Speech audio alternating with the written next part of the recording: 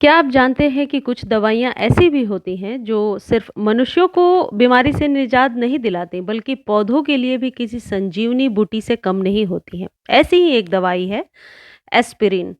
Aspirin आपके बगीचे या घर के पौधे के लिए संजीवनी बूटी का काम करता है। दरअसल यह एक एसिटाइल सैलिसिलिक एसिड होता है जो आपके पौधे के ग्रोथ को बढ़ाने में, उसे उसे फंगस फ्री करने में, हर प्रकार के बीमारियों से आपके पौधे को बचाने में मदद करता है। इस गोली के इस्तेमाल से आपके पौधे अच्छे तरीके से और जल्दी उगना शुरू हो जाते हैं। जैसा कि आपको पता है, अभी फ़रवरी में हम सारे पौधे की कटिंग लगाते हैं, चाहे वह परमानेंट पौधे हों या फिर सर्दियों वाले पौधे हैं। कटिंग्स सबकी अभी चल जाती हैं और अभी हम ट्रिमिंग भी करते हैं। ऐसे में कई बार हमारे पौधे रूट शॉक में चले जाते हैं। कई बार हम नर्सरी से लाकर पौधा लगाते हैं तो वो पौधा सही ढंग से लगता नहीं है। किस तरीके से एस्पिरिन का इस्तेमाल हम अपने पौधे पर करेंगे जिससे ज़्यादा से ज़्यादा ग्रोथ ले सकें, जो परमानेंट फ्लावर जो प्लांट है जो अभी डोरमेंसी से बाहर आए हैं, उन्हें किस तरीके से हम उन पर यूज़ करेंगे, आज के वीडियो में मैं आपको यही बताने वाली हूँ। यह गोली बीमारियों को दूर कर पौधों को अंदरूनी सुरक्षा प्रदान करती है, यानी एक तरीके से आप कह सकते हैं सॉइल को तो बूस्ट अप करेगा ही साथ आपके पौधे के इम्यून सिस्टम को भी सही करता है, जिससे उन्हें कोई रोग नहीं लगता और पौधा जो है सेफ रहता है, सुरक्षित रहता है। इस प्रकार आप महीने में 1 बार या 2 बार इसे इस्तेमाल कर सकते हैं। देखिए, ये है एस्पिरिन, बहुत ही सस्ता मिलता है, ये बिल्कुल कॉस्टली गोली नहीं है। एक गोली आप 5 प्लांट के लिए तैयार करेंगे। यदि 8 से 10 इंच का कंटेनर है, तो 1 गोली उस पर सही रहेगा। वो किस तरीके से तैयार करना है, मैं आपको बता रही हूँ। 2-3 तरीके मैं आपको बताऊँगी, इसमें से जो आपको इंटरेस्टिंग लगता है या फिर ईज़ी लगता है, आप उसे कर सकते हैं।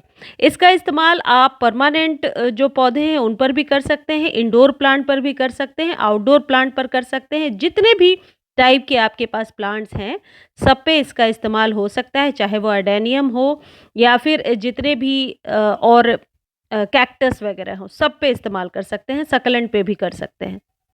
आजकल एक कॉमन प्रॉब्लम है कि गुलाब में पत्तियां जो हैं पीली होकर गिर रही हैं या किसी भी पौधे में नई ग्रोथ नहीं हो रही है। गुलाब पर तो ये बहुत ही ज़्यादा असर करता है। गुलाब पर, गुड़हल पर, जितने भी परमानेंट प्लांट हैं, सब पे आप दे सकते हैं। अब मैं क्या करूँगी, 2 गोली ले लीजिए और इसे आप 1 ग्लास पानी में डाल कर के छोड़ दीजिए। हालाँकि बहुत जल्दी ये घुलता नहीं है, मैंने डालकर देखा था। इसका एक दूसरा अल्टरनेटिव ये है कि इसे आप थोड़ा-सा जो है कूट लीजिए। कूटने के लिए आप जब पैकेट के अंदर ही है तब भी आप ऊपर से किसी भी भारी चीज़ से, ईंट वगैरह से भी आप कूट सकते हैं, अलग से कोई वो लाने की ज़रूरत नहीं है। इस तरीके से डाल कर के मैंने 3-4 घंटे डालकर छोड़ा था, लेकिन ये जल्दी घुलता नहीं है, बहुत स्लो घुलता है। या तो आप 24 घंटे के लिए भिगो कर छोड़ दें तो इसके अर्क पानी में मिल जाएँगे, या फिर आप ये कर सकते हैं कि इसे कूट लीजिए। जितने भी टैबलेट की ज़रूरत है, जैसे मैं 5 टैबलेट का बना रही हूँ, ये 1 टैबलेट यदि 5 प्लांट के लिए है, तो 5 टैबलेट आपके 25 के लिए हो गया। इसको जो है, ये आपको दिख रहा है, ये ऊपर से किसी भी भारी चीज़ से इसी के अंदर कूट लीजिए और कूटने के बाद इसे निकाल करके आप पानी में मिला लीजिए। पानी की मात्रा कम ज़्यादा कितनी भी हो सकती है, आप अपने प्लांट के अकॉर्डिंग कर सकते हैं। इसको देने से क्या होगा, जितने भी पौधे हैं, जैसे गुड़हल वगैरह में मिलीबग्स का अटैक बहुत ज़्यादा होता है। कई बार हम हर तरीके के जो है फंजीसाइड वगैरह देकर थक जाते हैं, फिर भी प्रॉब्लम सॉल्व नहीं होती है।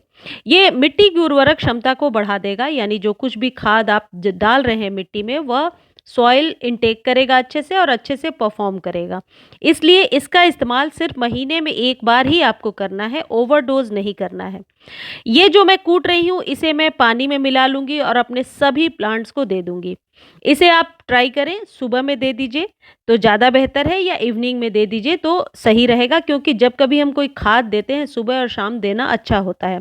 अब मैं आपको ये बताती हूँ कि ये किस तरीके से प्लांट पर काम करता है, इसमें क्या चीज़ पाई जाती है। जब हम कोई सीडलिंग लगाते हैं या कोई प्लांट लगाते हैं, तो उन्हें ग्रो करने के लिए जिस एसिड की ज़रूरत पड़ती है, यदि हम ज़्यादा साइंस में ना जाएं तो ये बात ऐसे समझ सकते हैं कि जिस सैलिसिलिक एसिड की ज़रूरत पड़ती है, वो इसमें पर्याप्त मात्रा में पाई जाती है। तो यदि कोई नई कटिंग लगा रहे हैं, नई सीडलिंग लगा रहे हैं, नए पौधे को आप रोप रहे हैं, तो इससे आप 1 बार 15 से 20 दिनों में एक बार उसकी जड़ों में डाल दीजिए और फिर आप देखिए इसका रिज़ल्ट 100% आपको मिलेगा। ये क्या करता है, जो पौधे हैं उसके हार्मोन्स को बढ़ाता है, यानी कि उसमें मजबूती लाएगा और शुरुआती दौर पे जब हार्मोन्स उस स्टेम के अच्छे होते हैं तो पौधा स्वस्थ होता है। इसलिए इसका इस्तेमाल आप कर सकते हैं। और सेकंड सबसे इम्पोर्टेंट चीज़ ये है, इसका कोई साइड इफ़ेक्ट नहीं है, क्योंकि इसका इस्तेमाल हम अपने लिए भी, यानी कि मानव शरीर के लिए भी किया जाता है। तो वो चीज़ जो हम खुद इनटेक कर सकते हैं, यदि प्लांट को देते हैं तो उसका कोई साइड इफ़ेक्ट नहीं होता है। थोड़ी-सी ओवरडोज़ भी हो जाएगी तो ऐसा नहीं है कि इससे आपके प्लांट मरने लगेंगे। ये सेकेंडली एक बहुत अच्छा काम करता है कि जो मिट्टी होती है उसे बार-बार ड्राई होने से बचाता है। यानी कि इससे या तो आप स्प्रे करें या फिर आप मिट्टी में जब डालते हैं तो आप कई बार देखे होंगे कि अभी जैसे-जैसे मार्च अप्रैल आता जाएगा, पौधा बहुत ड्राई होने लगता है। ऐसा रूखापन होता है हवा में। तो इस समय ये क्यों ज़रूरी है? क्योंकि मिट्टी के मॉइस्चर को ये मेंटेन करता है। मॉइस्चर मेंटेन करने के लिए कल भी मैंने बताया था, बार-बार वाटरिंग करने से मॉइस्चर मेंटेन नहीं होता है। मॉइस्चर मेंटेन तभी होगा जब सॉइल में कोई ऐसी चीज़ हो, या तो फर्टिलाइज़र की उचित मात्रा है या कोई ऐसी चीज़ है जो मॉइस्चर को बना कर रखे। इससे आपके पौधे मरेंगे भी नहीं और नए-नए टिश्यू को, जो स्टेम में ज़रूरी है, वो प्रोड्यूस करते रहेंगे। तो इसलिए इसका इस्तेमाल आप कर सकते हैं। और ये जैसे मैंने ये मनी प्लांट या सदाबहार की सीडलिंग लगाई है, तो इसी से मैं 15 से 20 दिनों पर यदि वाटरिंग करूँगी तो आप देखोगे इसका ग्रोथ बहुत ही अच्छा हो गया है। एक और तरीका है इसको इस्तेमाल करने का, वो भी मैं आगे आपको बताती हूँ।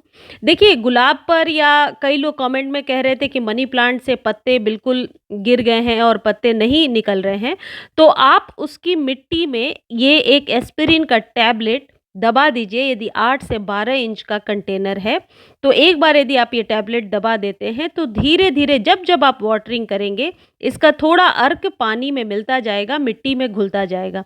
यानी कि यदि आप डस्ट बनाकर देना चाहते हैं तो ठीक है, लेकिन जो परमानेंट प्लांट है, जैसे अभी मोगरा, ये बुगनविला, इन सब पे अभी-अभी फ्लावरिंग शुरू हुई है, तो इसकी मिट्टी में भी हम उसे दबा सकते हैं, वो बहुत ही अच्छा काम करता है। अभी आगे के वीडियो में मैं आपको दिखाऊँगी। देखिए कुछ इस तरीके से, जैसे मेरे ये मोगरा में देखिए बहुत ही अच्छी ग्रोथ हो रही है। इसे मैं चाहूँ तो मिट्टी में दबाकर छोड़ दूँ, फिर भी लॉन्ग टर्म में ये उतना ही आपको फ़ायदा पहुँचाएगा। इस तरीके से एस्पिरिन का बगीचे में हम इस्तेमाल कर सकते हैं। स्नेल वगैरह स्लग जहाँ पर बहुत ज़्यादा प्रॉब्लम हो जिनके यहाँ मिट्टी में, वो भी इस्तेमाल कर सकते हैं। कुछ इस तरीके से बहुत आसानी से आप मेडिकल स्टोर से ले सकते हैं। आपको मेरे सुझाव अच्छे लगते हैं, मेरे वीडियोज़ अच्छे लगते हैं, तो प्लीज़ आप मेरे चैनल को लाइक, शेयर और सब्सक्राइब कर दिया करें। और मेरे वीडियोज़ को तारीफ़ करने के लिए, एप्रिशिएट करने के लिए सभी का बहुत-बहुत धन्यवाद। इससे रिलेटेड कोई भी आपको जानकारी चाहिए, आप कमेंट सेक्शन में लिख कर के पूछ सकते हैं। जितना जल्दी हो सकता है मैं आंसर देने की कोशिश करती हूँ। Thank you.